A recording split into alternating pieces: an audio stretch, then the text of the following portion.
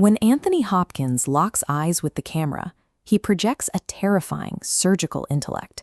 He has built a legendary career on his capacity to hold an unblinking stare that suggests he is reading your every thought.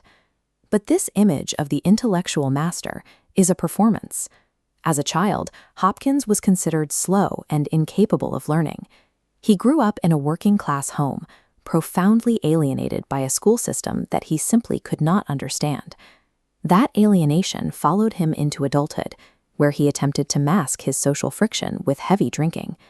By 1975, his addiction had reached a breaking point, resulting in a severe blackout while driving that finally forced him to confront his reality. Getting sober didn't fix his underlying sense of detachment, but it allowed him to analyze it. He realized that his obsessive focus and his inability to connect with others socially were not barriers. They were the primary instruments of his craft. He spent decades refining this physical stillness, learning to channel his internal disconnect into a controlled presence. He found that by doing less than other actors, he could project a level of internal intensity that became his cinematic signature. In The Remains of the Day, Hopkins utilizes this stillness to portray Stevens, a man of immaculate professionalism. He inhabits a world of rigid rules and service, where any hint of personal feeling is a breach of duty. This spectrum illustrates the level of control Hopkins exerts over his characters. Stevens sits at the far left, a state of total psychological restraint, where a man's sense of duty has successfully crushed his own humanity. During a pivotal scene with the housekeeper, Miss Kenton, she tries to see what book he is reading. In the original novel, Stevens looks away to maintain his distance, but Hopkins chose to look directly into her eyes, creating a moment of raw, silent vulnerability that the character cannot put into words. The performance relies on the smallest details. In 1 second, his hand hovers near her hair, almost offering a touch of affection, before the habits of a lifetime of service force him to pull back into his shell. This self-imposed control is the character's tragedy. By the time the film ends, Stevens realizes he has sacrificed his youth, his emotions, and his chance at love for a professional ideal that has left him entirely alone. Hannibal Lecter occupies the same position on the spectrum of control.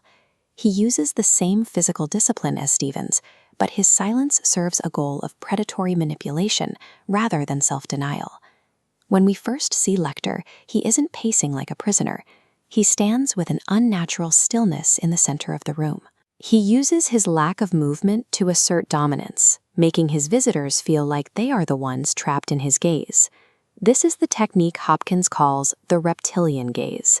By staring directly into the lens and eliminating the natural instinct to blink, he breaks the fourth wall, making the audience feel as though he is reading their thoughts.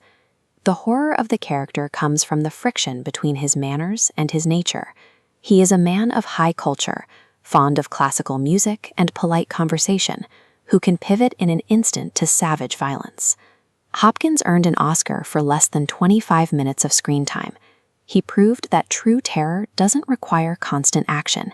It is far more effective when it is projected from a mind that is completely, terrifyingly still. Late in his career, Hopkins explored the collapse of this control in The Father. He plays a man whose mind is actively betraying him to dementia, a role that mirrors his own transition into old age. The film is designed to disorient us. We experience the world through his eyes, watching as rooms shift and family members change faces, leaving both the character and the audience lost in a fractured reality. His acting technique undergoes a total transformation here. The famous unmoving stare is gone, replaced by rapid, frantic eye movements.